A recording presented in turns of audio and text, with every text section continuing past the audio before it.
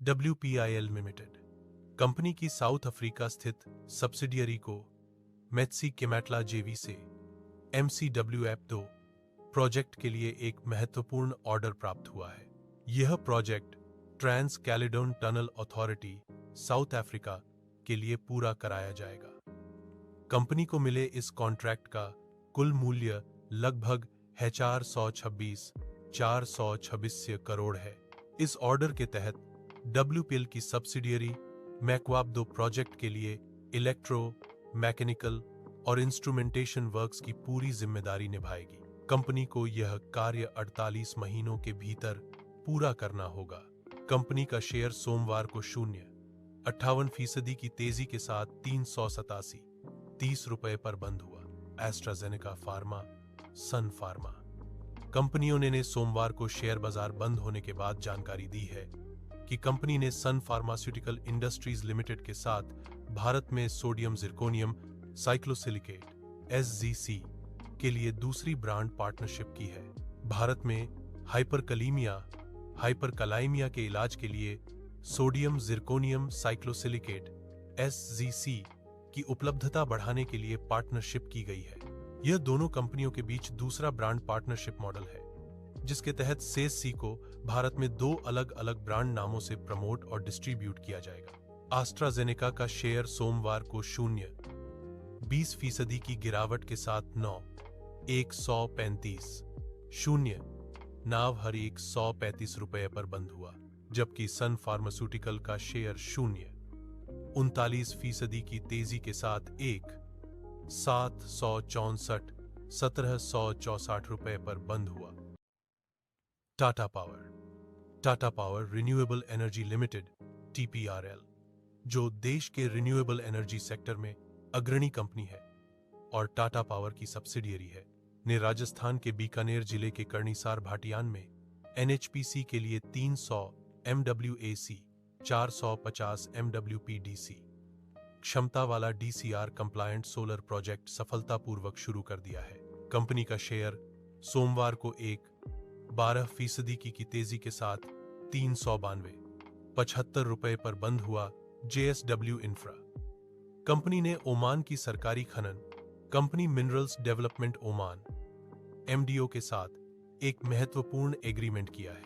इस एग्रीमेंट के तहत JSW इंफ्रा की step down holding subsidiary JSW overseas FZA Oman में एक नई port company south minerals port company SAOC port SPV में 51% हिस्सेदारी का अधिग्रहण करेगी।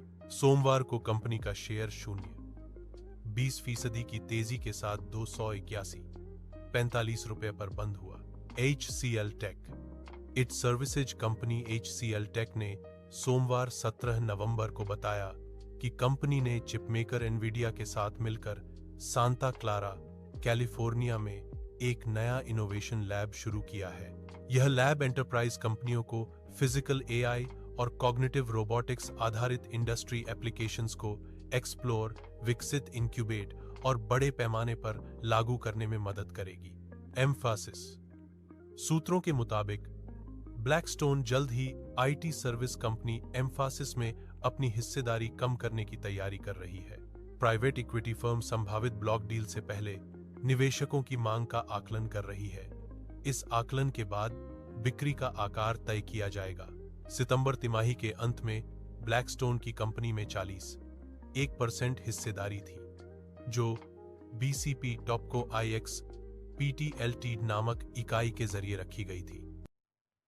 फेयरचेम ऑर्गेनिक्स लिमिटेड कंपनी ने जानकारी दी है कि कंपनी का बोर्ड 20 नवंबर 2025 गुरुवार को एक महत्वपूर्ण बैठक करने जा रहा है। यह बैठक ऑडियो विजुअल माध्यम से आयोजित होगी, जिसमें कंपनी के फुली पेड अप इक्विटी शेयरों के बायबैक प्रस्ताव पर विचार किया जाएगा। कंपनी ने बताया कि यह फैसला सेबी के बायबैक ऑफ सिक्योरिटीज रेगुलेशंस 2018 संशोधित के अनुरूप लिया जाएगा। कंपनी का शेयर सोमवार को 0.29% की गिरावट के साथ 631.20 रुपए पर बंद हुआ। TVS मोटर्स कंपनी ने केन्या में TVS अपाची RTR 180 को लॉन्च किया है। इस लॉन्च के लिए कंपनी ने अफ्रीका में अपने लंबे समय से जुड़े डिस्ट्रीब्यूशन पार्टनर कार जनरल के साथ साझेदारी की है। अफ्रीका में टीवीएस अपाचे की एंट्री कंपनी के लिए एक बड़ा माइलस्टोन मानी जा रही है। कंपनी का शेयर सोमवार को 2.54% की तेजी के साथ 3,472.50 रुपए पर बंद हुआ। Angel one brokerage firm angel one ने सोमवार को बताया कि कंपनी की ग्रुप जनरल काउंसिल और senior management personal Meenal Maheshwari Shah ने अपने पद से इस्तीफ दे दिया है। कंपनी के अनुसार उनका आखिरी कार्य दिवस 31 जनवरी 2026 होगा। कंपनी ने यह भी साफ किया है कि अजीत सिन्हा को 5 जनवरी 2026 से नया जनरल काउंसिल नियुक्त किया गया है।